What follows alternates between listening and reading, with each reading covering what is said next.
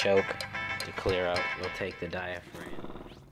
If you have a Dodge Ram key fob and you need to replace the battery, first thing you're going to need is you just need a quarter or a screwdriver, and you're going to see you have this little slide right here. We're going to slide that forward, and that's going to, so as we push that forward, we can pull up on our key and our emergency key will come out.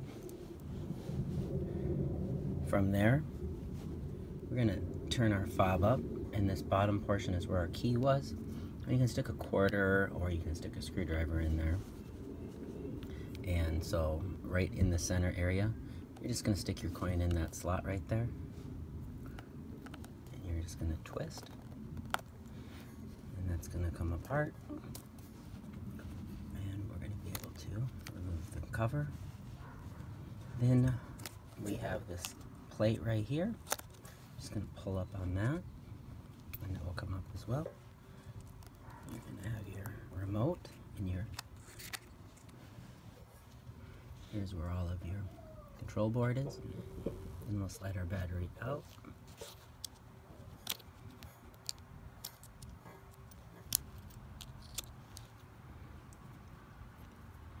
This is a CR2032. You can buy these online on Amazon for just a couple bucks. And to replace, you take a new battery. We're going to make sure that plus side is facing up.